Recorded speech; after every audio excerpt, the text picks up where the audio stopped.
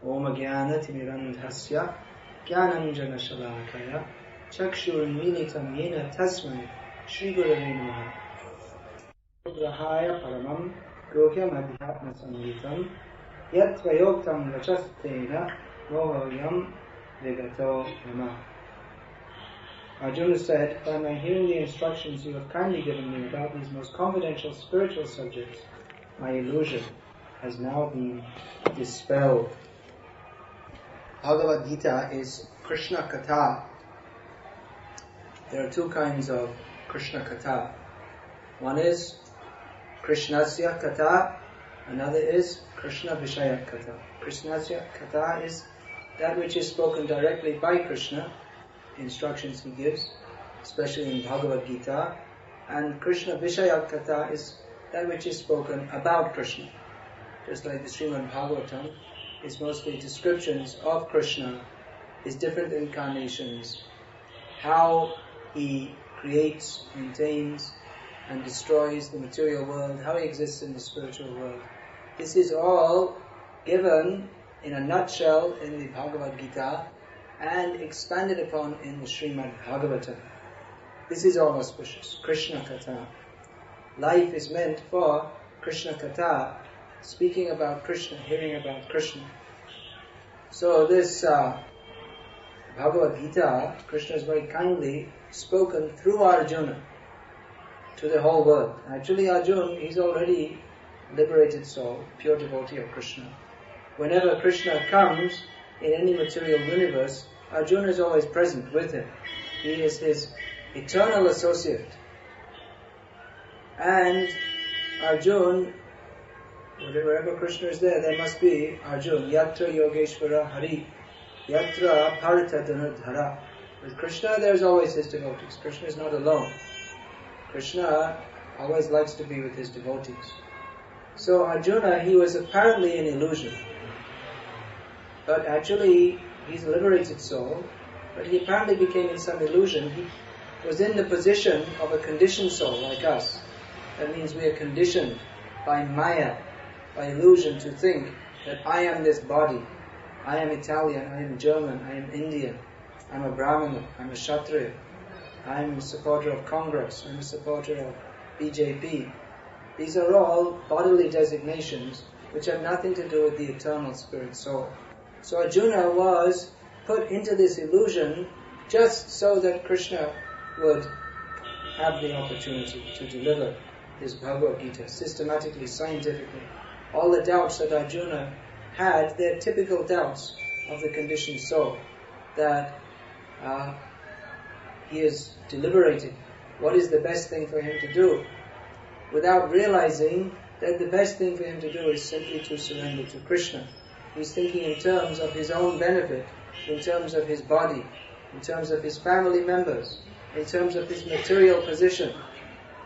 Just like we see, people are very anxious. How I will improve my position. I will get a good job. Good job means you work like an ass. You cram inside the Bombay train. Then you go in some nasty office. Good job means you have an air conditioner in the office. While you're working like an ass, you can work like an air-conditioned ass. And then you come home. Good job. You have to work so many years in the university to get a degree, then maybe you will get a good job. And we're thinking this is good. But what is really good is what is for our eternal benefit. Therefore, Arjuna is saying here, Mad anugrahaya paramam. You're being very kind to me at the highest level. What is kindness? Here, Arjuna is speaking about kindness. Let us be good to others. If you go to school, they will teach you should be good to others. And of course, when you come out of school, if you actually want to be successful, you learn all the real things about life, which they don't teach you at school. You may pick up a little bit about it, but when you get out to work, you'll learn the real things of life, like how to cheat and how to lie and how to do office politics and all these kinds of things. So we are taught, be good to others, be kind to others. But the world is, factually, it's not like that. Especially in the modern age, especially Bombay, any big city. It's a rat race. Rat race means all the rats in human form, they are trying to get ahead of each other and put each other down. Smile at the person and in the meantime do some politics and get him thrown out of his job and take his job over and get ahead and be successful. So this kindness, be good to others, this is, of course we see people, they do charity, just like people in their business, they cheat, they lie, they steal. Jains put buffalo fat in the vegetarian dalda and so many different things. And then they give money in charity. We're building a hospital. When you get cancer from eating our dalda, which is full of buffalo fat, then you can go to the hospital. We'll give you a nice hospital. We'll be advertised as very charitable people. We're very charitable, we're very good. We're exploiting people, we're cheating people, and with a few leftover paisa, we throw a few coins, build a hospital, build a school. Oh, this is very good. We see people become very enthusiastic for building hospitals and schools. But if we ask them, please give some money for building a temple, they may think, well, maybe. Not so enthusiastic.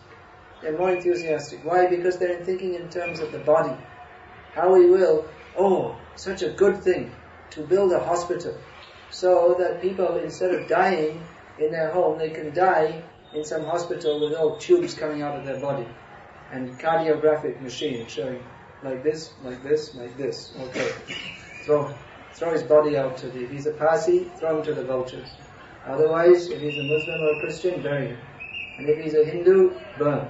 Anyway, he died in a 5-star hospital. Very nice. Thank you. Died very comfortably. Thanks to the very charitable people who built a nice hospital. Thank you. So this is anugraha, kindness. But this is misplaced kindness. Simply for the value of the body, if we are kind, that is misplaced kindness. Of course, we're not saying that there should be no hospitals. We're not saying don't build hospitals, but we shouldn't think that this is the ultimate goal of life, the most wonderful thing. Practically speaking, we see the more hospitals you build, the more patients there are. And people, there's a hospital. All right, I have a little pain in my thumb. Get admittance into the hospital immediately and go there for 7 days and have all tubes coming out of your body. And they did so many tests and we finally found out what's wrong with you. There's nothing wrong with you. Go home and take 7,000 rupees worth of medicine in the meantime. And if someone is very kind to you, you can get special half-rate medicine. All these different medicines to make you dull, and another one makes you lively, and another one makes your blood go faster, another one makes your blood go slower. Try this one. If it doesn't work, come back. You go to the doctor, take this medicine. If it doesn't work, come back after 3 days. If I guessed wrongly, I'll guess again and give you another medicine. I don't know what's wrong with you. Come back after 3 days. I've got so many different medicines. This nice representative comes and he gives me all these medicines and he gets 50% of the profit and I get 50% of the profit, and you're sick, you have a pain in your thumb, very serious. You better get admittance for 7 days. We have a new hospital you can go to. We're building more and more hospitals so that you can be sick in more and more different ways, and we'll cure you for the small sum of 20,000 rupees. So please be sick. Please come to our hospital. We're very kind to you. So this is not anugraha. Even if a hospital is built, someone's getting better, but there's no hospital to cure people from death. That is real kindness. Therefore Arjuna is saying here, mat anugrahaya paramam. This is the real benefit. To be kind to someone is to get them free from death. If you're sick, of course you should go to a doctor. But you shouldn't think that simply someone who's putting bandages on or listening to your listening to your heartbeat, that is the topmost benefit. Nor is the topmost benefit to open schools. There's opening schools that's simply training people how to become nice cogs in a big socio-economic machine meant for exploitation. Same thing, you get a good job. Get a good job means you earn 6,000 rupees a month working like an ass, and the man who's employing you, he gets 60 lakhs out of the 6,000 rupees. He puts in 6,000 rupees and out of your expertise and know-how, he manipulates all that and he makes so much money. So, the real benefit is how to get free from birth and death. This is real benefit, to learn about this. Tad adhitam, tan manye adhitam uttamam. Prahlad Maharaj, when he was asked by his demoniac father Hiranyakashipu, that what is the best thing you have learned? Because Prahlad was a small boy going to school. So Prahlad gave him an answer which he wasn't expecting. He was expecting some answer how to cheat others, because that was what he was being taught. He was a king's son and he was being taught politics. Sam, Ved, Dana, Danda. How to bring people under control. First of all, bring people, talk to them. If someone's your enemy, is making politics, call him, try to make some compromise. After all, let's be friends. If that doesn't work, Ved, divide and rule. Dan, give him some bribe. Look, just leave off I'll make you a minister. Or Danda, doesn't work, kill him. Or throw him in prison. So this is politics. And Hiranyakashipu was very interested to hear from Prahlad Maharaj, his son, have you learned all these nice things at school? How to kill people, how to torture people, how to exploit them. Prahlad Maharaj gave him the reply. He may have thought, well, that's not very good. Maybe the topmost learning is engineering or medicine. Today is the down on the medics day, so we see who are medical students, they're usually very proud. Oh, I'm studying medicine, not engineering, I'm studying medicine, because I'm the topmost student. So Prahlad Maharaj, he didn't think that was the topmost learning. He said, what is the topmost learning? Shravanam, Kirtanam, Vishnu, Smaranam, Padasevanam, Archanam, Vandanam, Dasyam, Sakyam, Atmanivedanam, Iti Pumsarpita Vishnu, Bhakti Chain Navalakshanam, Creator Bhagavad-gita, Tanmanye Dhitam Uttamam. This, in my opinion, Prahlad Maharaj said, this is the topmost learning. How to hear about Krishna, chant about Krishna, remember Krishna, Smaranam, Padasevanam, worship the lotus feet of Krishna. How to worship Krishna in the temple, offer prayers to him, become his servant, become his friend, offer everything to him. These 9 processes of devotional service, this constitutes the topmost learning. Srila Prabhupada, our Guru, he was very interested in schools, education. He said that this Bombay Center should be an educational institute. What is the education? Teaching people how to chant Hare Krishna, dance, take prasadam, and hear Srimad Bhagavatam. So we may think, well, what's that? Better I go to IIT, then you can learn many complicated things. So then you see people who are reading the book. And you look at the book, it's all Greek, and some mathematics and physics. And must be very intelligent to read it. No doubt. We're not saying it's not intelligent, but it's misplaced intelligence. Because it doesn't relate to the topmost goal of life. First time I went to Russia, I met one devotee. He was studying in the university in Moscow. So I asked him, what is your university course? What are you studying? He said, electronic missiles for electronic systems for intercontinental missiles.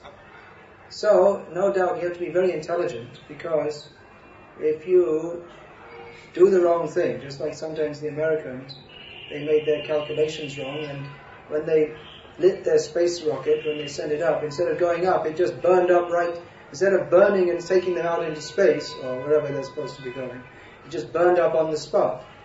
Or sometimes they make a mistake, just like that 3 Mile Island mistake. Little mistakes. And there was so much nuclear, or that better example, Ukraine, Chernobyl, some mistake, big intelligent scientists making nuclear power, some mistake, and half the world, most of Europe is polluted by nuclear fallout. So you have to be intelligent to study these things, no doubt. It requires a lot of intelligence.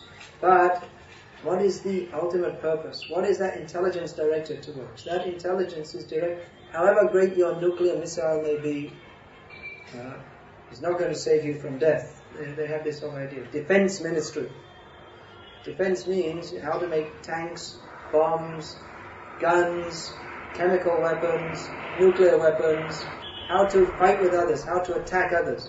But however much you attack them, even if, of course now America and Russia, for the time being at least, they're not thinking of fighting with each other so much. But even if one side makes an intercontinental missile, the other one makes an anti-missile, the other one makes an anti-anti-missile, the other one makes an anti-anti-anti-missile, and like this they have an anti-anti-anti, and then they have a big fireworks display. And one, they're all meeting, and they have Star Wars and so many things. But anyway, you're going to die. Whether you die from an American missile on your head, or you die from slipping on the street, or you die from the cold in Russia. It's damn cold there in the winter. It's really, you think. Delhi gets cold, but it's a lot colder there. Or whatever you die from just old age. You're going to die. So, whatever you do, that's not the highest education. The highest education is that which takes you beyond birth and death. Therefore, Prahlad Maharaj said, hearing about Krishna, that is the topmost education. To hear about Krishna.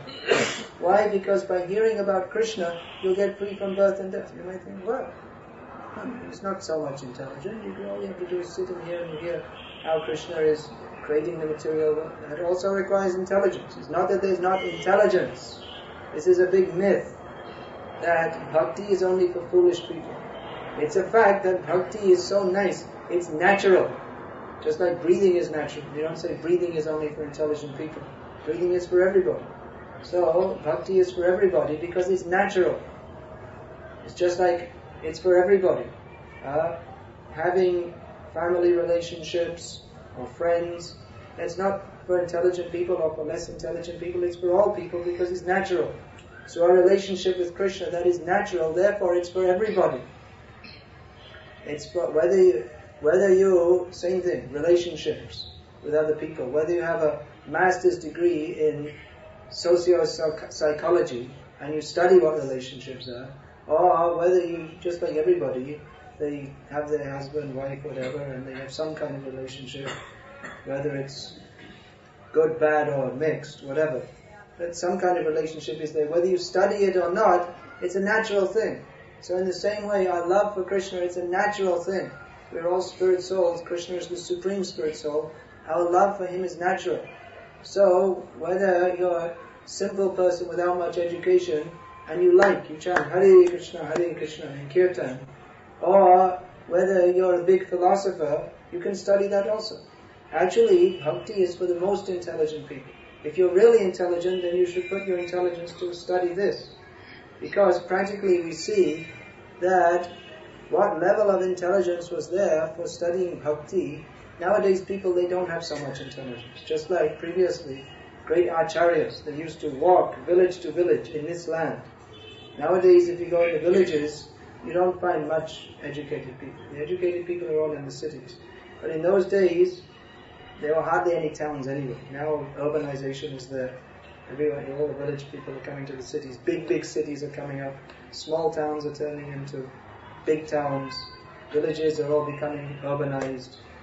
But previously, not only in India, all over the world, it was village life. And in India, every village, there were pandits, people who studied Shastra. That's why you see Shankaracharya, Madhvacharya, Ramanujacharya, Chaitanya Mahaprabhu, they traveled all over India and preached. So you may say, how could they preach? Because nowadays, if someone goes from UP to Tamil Nadu, they can't speak with the people. They start speaking Hindi, they'll punch them in the face, because they don't like Hindi. They're speaking Tamil. You have to speak in our language. Or English. You have to speak in English. So if you tell a UP wala, you should speak in English, they don't like. No, Hindi. So what were they doing? They were speaking in Sanskrit. Sanskrit was the national language. Everyone spoke in Sanskrit. Nowadays, hardly anyone can speak Sanskrit. Even Panditaha na badanti. Even the Pandits, they don't speak. They only read. They don't have practice to speak. Because why? Because it's a very difficult language. You have to be very intelligent even to speak Sanskrit. Nowadays people, they don't. They speak some rough Hindi. Aap kya karte hain? No, actually in Bombay they never say aap. You never hear that word. Only tum. Tum kya karte ho? It's rough. Marathi, Indian. Sanskrit, who's going to speak? Oh, that requires great intelligence. Nowadays people, they don't have so much intelligence. It's very fine intelligence is required. And Sanskrit is the language of philosophy. So they were speaking philosophy. Those days, just like Madhvacharya was going speaking, Chaitanya Mahaprabhu, what philosophy they were speaking. Nowadays, people they can't understand. They were speaking on the Upanishads, Vedanta Sutra, even one verse of Vedanta Sutra, Atato Brahma Jigyasa. What is this? Atato. This means now therefore. That just to analyze this, what is the meaning of now? The Soma, you'll find the commentaries, pages and pages of philosophy. Then the next point, Janmadhyasa Yataha. The absolute truth is that from which everything emanates, in which everything rests, in which everything enters into. That is the subject to be known. That is called Brahman. Yato va imani bhutani jayante yena jatani jivanti yat prayantya visamvishanti tad vijigyasasva tad brahmeti. This is the subject of the Upanishads. What is the absolute truth? So this is so much discussion will be there on very fine points of philosophy, which nowadays people, they can't imagine. Because why? People are living a very rough life. The way they talk, the way they dress, the food they eat, the place they live in, even the education. The education is not for developing our finer sentiments. The kind of education we have, it makes us into, maybe some kind of intelligence is there, but it's intelligence in the lower modes of material nature, the mode of passion, the mode of ignorance. So it covers our finer sentiments. By such education, instead of awakening our spiritual sentiments, which are natural for developed human beings, by such education we think, oh, there's no God, which is most unintelligent.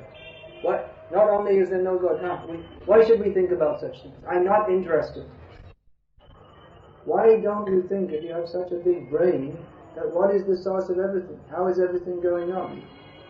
People are so much proud of their intelligence, but you don't think, where has that intelligence come from? You may have a great brain, just like Dr. Radha Krishna. He was such a big brain, famous as a philosopher. But at the end of his life, he became just like a vegetable. He couldn't think, he couldn't talk. He lost all his intelligence. He became completely dull. So, he didn't think. He used to say, there is no such person as Krishna. So in the end, Krishna showed that yes, there is such a person as Krishna, and whatever intelligence you have, that is coming from me, and I'll take it away also. We don't think. We have so much faith in our own abilities, but we don't consider, where has that ability come from? We're so proud, I'm intelligent. How did you become intelligent? That is given by God. So why don't you use your intelligence to understand God? But modern education makes us so dull-brained. Oh, no God. No, it's not very important. It's important we'll go to some Bon Jovi concert and jump like a monkey. This is important because we are modern and progressive, and we have to imitate every nonsense thing that the Americans do. And this is very intelligent. This means people are not at all intelligent. And you can see that. How people are not intelligent, the way they simply follow.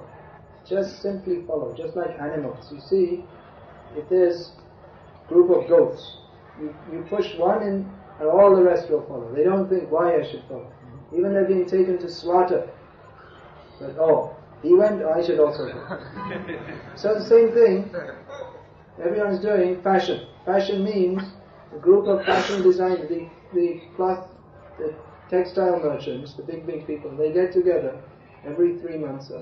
They plan out the next 2 years' fashion. And then, okay, for 3 months we'll do this, then we'll change it to that. And then we'll change, and we'll promote by advertising. So, if you're not wearing the modern fashion, then you're out of fashion, according to what they're saying. So every 3 months you have to buy new clothes, and it's good business for them. This way you're saying, what is the new music, and what should you do, and everything. It's dictated, especially this Now modern media, now we have, coming to India, the wonders of TV, foreign TV, how wonderful. All the rubbish things in the West are in your home, and you can follow, and people simply follow. They don't think, why am I doing this? Why should I simply follow? Why should I simply become totally materialistic and wait? It's just simply they follow. That means people are not intelligent. Real intelligence means to think very deeply about the purpose of life, try to understand who we are, who is God, is there God? We may question, is there God? This is an important question. You should at least think. Don't say, oh, I'm not interested. You should at least think. Why are you not interested? All the great leaders of civilization, they have all been religious leaders, philosophical leaders. It's not that, you see, politicians come and go. Just like you have this Chandrasekhar. Who even thinks of him nowadays? Prime Minister, then Charan Singh. Can anyone remember Charan Singh? No, he was Prime Minister. He was Prime Minister. Now where is he? Nehru, such a big name. Gone. So many prime ministers, they come and go. Politicians come and go. But what is really shaping civilization, or whatever they call it, civilization, what is shaping human society is the ideas which are put out by different people. Just like the Marxist idea that had so much influence on human society for some time. But because it was based on a wrong concept, a misunderstanding, that human life is meant for exploiting the resources of nature.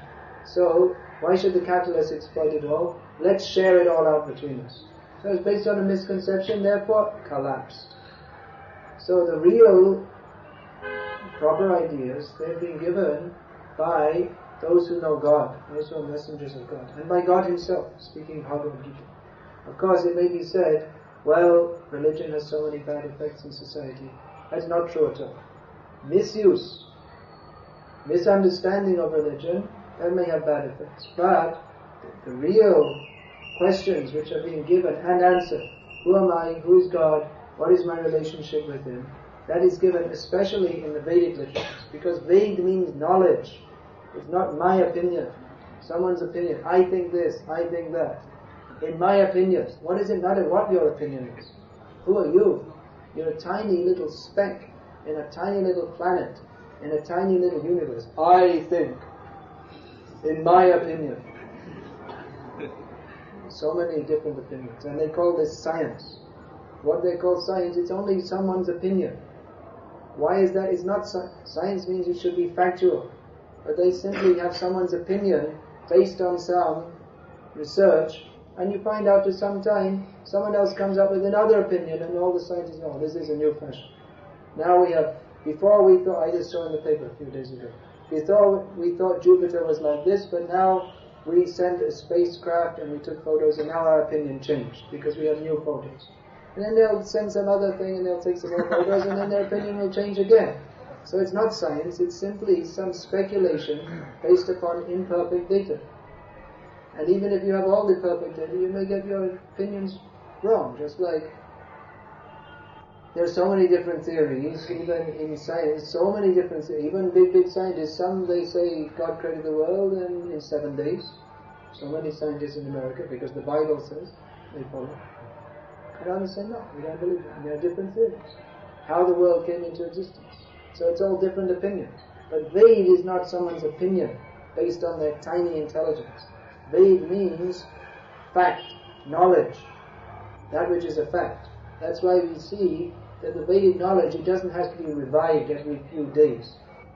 Just like if you go to your biology or any examination nowadays, you study, you take your exam. If you come back 20 years later, you'll find it's all different. I know, because I did. And then I came, here's one question, describe the cell. So I was taught that cells are very simple organisms, and within a few years we'll be able to synthesize them in the laboratory. So I wrote that in my exam and I passed. Now if I wrote the same thing, I'd fail. Because by more research, they found that even the simplest cell is more complex than the most complex city. So, same thing, you're studying something now, 20 years later, it will all be wrong. Another thing, this this was some years ago, that Voyager 2 spacecraft, they say they send it outside our solar system. What they're doing, I don't know. Maybe they're all cheating, there's no spacecraft going at all. Who knows what they're doing? But anyway, they say, so the head of NASA said that, based on these photos, everything we know about astronomy, all our theories have to be revised. So that means that everyone who has PhD, Nobel Prize, who's studying at the university, whatever they're studying, it's all bogus. Because all they've discovered that whatever they thought was right was all wrong. Some years ago, I was at, there was what's that they have every year, the Indian Science Congress or something in different places. They have a meeting of all the scientists. So I was distributing our books there, one book, Life Comes from Life. So I met one professor, he was from Rajkot, but he was quite a big shot in the scientific world. He traveled all over the world to these different conferences. They invited him to speak. So he asked me, what's the subject of this book? I said, this book explains that evolutionary theory is all bogus. And he said, well, everyone knows that.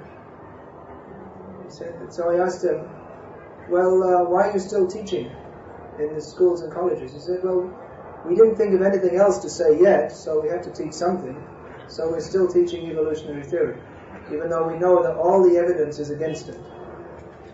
They plainly told me that we're cheating people, because they don't have any, they know by their research that evolutionary theory, of course, there are diehard scientists who say that they believe in it anyway, although there's massive evidence to show that, or rather there's massive lack of evidence to show that that evolution ever took place.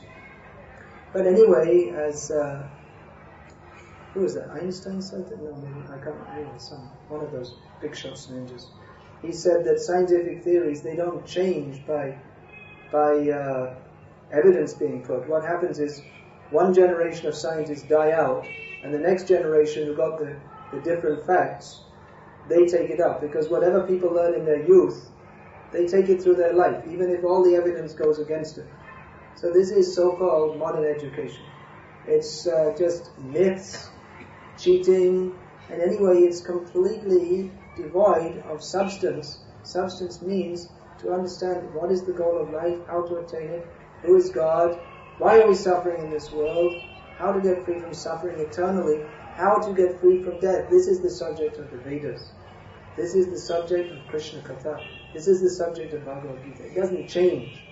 It's not that Prahlad Maharaj spoke some millions of years ago, because there wasn't evolution. Millions of years ago, there were not simply monkeys jumping around that evolved into human beings, but there were highly intelligent people like Prahlad Maharaj.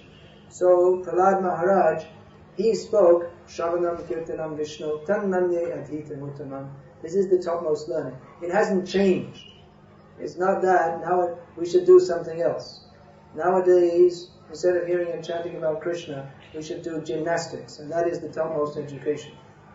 Or we should learn some new thing, how to stand on your head and wiggle your toes in the air. This is the topmost, because it's the new fashion. No, what is fact doesn't change. What is reality doesn't change. Therefore, real science means to study Vedic knowledge, because it is factual, it is given as it is. It doesn't have to be revised, like the so-called science books have to be revised every few days. Because the knowledge is there, what is a fact doesn't change. It's not necessary to revise. Even if you want to study material things, you see the Vedas. Ved means knowledge. It's not only Upanishads, Gita, all knowledge is there. Just like they're discovering different planets by telescopes. But the planet, already the names are there. You see, what are the names of the days of the week? Ravi, Sam, Mangal, Bud, Guru, Shukra, Shani. So these are all the names of the different planets. So how is it these names are coming from Sanskrit language, kind of like thousands and millions of years? So that was known already.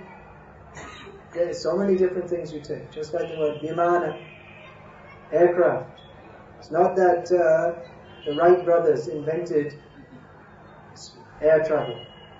It was already there, although they had Pushpa Viman, which was powered by mantra. That is a subtle science. If one is very pure, that means, if he's very pure, means that he's free from material contamination, he follows rules of purity. Just like you see the Brahmanas, they used to be very careful to be clean. No one would have the attached bathroom. They're very attached to attached bathrooms. But for cleanliness and purity, which is hygienic, it's the bathroom where you pass, that should be a long distance away from where you live. So they're very careful at all levels, at gross level, subtle level, to maintain purity. So that when they, by purity of body, mind, and words, when they chanted, they could, by this power of sound, they could manipulate the gross matter. So by mantras, they could do so many different things, just like Pushpa Viman is powered by sound. Now this science is lost because we don't believe it. Because they don't know such subtle science. Now you have to have an aircraft with kerosene polluting the whole atmosphere and time to time crashing and killing everybody. But Pushpa Viman, that is powered by mantra. There's no question of crashing. People knew what they were doing. So Viman is there. Then we're so proud, we're talking about atomic science. But that's already there in the Vedas. The word is there. Paramanu. Knowledge is there. Measurement of time is there. Measurement of time is described in Srimad Bhagavatam. The smallest measurement is the time it takes one paramanu to move over another. That is the smallest measurement of time. And that goes right up to the measurement of universal time. They can say exactly how long the universe is existing. And knowledge of relativity is there, just like it's stated in the Srimad Bhagavatam, that 1 year on the planet of Lord Brahma, because that is a higher planet, which is further away from the sun, long distance. Therefore, 1 year there is much longer than 1 year here. There's different times according to the movements of the planets. So all the knowledge is there. Of course, they didn't go into such detail, because not necessary. Just like by study, you may find out that the grass is growing like this. But whether you know or not exactly what is the reaction of sunlight with chlorophyll and water and so many different things. But anyway, the grass is growing, whether you analyze it or not. So the grass is growing, you feed it to the cow gives milk, you offer it to Krishna and you drink it. You don't have to know how the chlorophyll, the sunlight, simply you know how to grow the crops. The village people, they know. You put the rice in. At this season, you have to plant this kind of rice. You have to plant it, and you have to transplant it. This kind of rice goes with plenty in water, and this one should be a little dry. They know these things. It's been going on for thousands, millions of years. You don't need so much research in different things. That research, that should be directed towards the purpose of life. That is the real use of intelligence, to understand what is the purpose of life, who is God, what is my relationship with Him. Even if we study all the different details of the universe, at the end of life, what will it benefit us? This we should consider. The first use of intelligence should be to see what is the proper subject of study. Otherwise we see so many different books being written about so many different things. Now I saw, last year they had the Guinness Book of Modern Music. And they had a big, thick book about all these different rock singers, rap singers, jazz musicians, so many different things of music, modern music stars.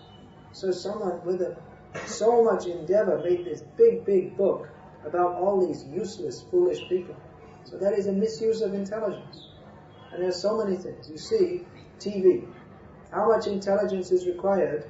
It's been developed over so many years, all the different tubes in the TV, and now they have satellite. So what are they showing? Mickey Mouse.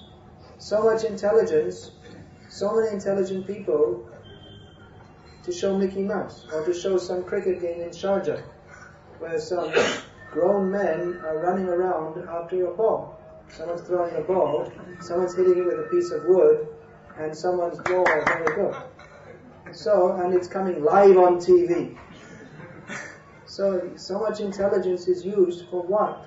So the first thing should be to see what the first use of intelligence is, to see how we shall direct our intelligence. Otherwise, we remain foolish. Abodhajata. We are born ignorant. Children are foolish and ignorant. Abodhajata. Parabhavastavat abodhajata. But if we remain yavanya jigyasata atmatattvam. This is Srimad Bhagavatam. Very good instruction. That the mission of life is defeated as long as we remain abodhajata. Means everyone is born foolish. A child is just like an animal. Doesn't know how to do anything. Is completely helpless, completely unintelligent. Means some intelligence is there, but misdirected, splayed out intelligence. So, if we don't develop from that stage of abodhajata, then parabhava, our mission of life is defeated. Whether we develop our intelligence to make machines only, then we will still remain abodha. We're not thinking, what is the proper purpose of life? Yavanna jigyasata atma tattvam. As long as we don't inquire into the realities of life, what is the meaning of life? Who is God? What is my relationship with Him? Then the whole function of human life is simply wasted. So a whole modern society is simply a great exhibition of misdirected intelligence, whereby people are becoming more and more technically intelligent, and as concerns the actual purpose of life, people are becoming more and more foolish. So this Hare Krishna land here is meant for giving education. Not education how to put on a suit and tie, even though India is so hot and you sweat with a suit and tie. But you have to wear a suit and tie because people in America do. Not that kind of education, but the education how to get free from birth and death. And that also not a very very theoretical thing. People think if you write a big book, this thick, then that's very intelligent. But we can give you the answer immediately. Yes, the goal of life is to understand Krishna. You should do that by chanting His holy names and engaging in devotional service. But because we're addicted to this analytical method, therefore we have big books. You don't believe it? Here, take this. Read this. Then you come back. You consider. We have so many books. Of course, that's also not just for technical knowledge, but that is a great pleasure for the devotees to hear about Krishna. So this center is meant for real education. That education, which materialistic education, simply means frustration. That's all. For all your so-called advancement, everyone is simply frustrated, bored, useless life. Everyone fed up. What is this life? So, how to get real enlightenment? Hear about Krishna. Chant Hare Krishna. That is the knowledge which appeals not only to the mind and the intellect, but appeals to the soul, which is our very being. Hare Krishna. Is there any question?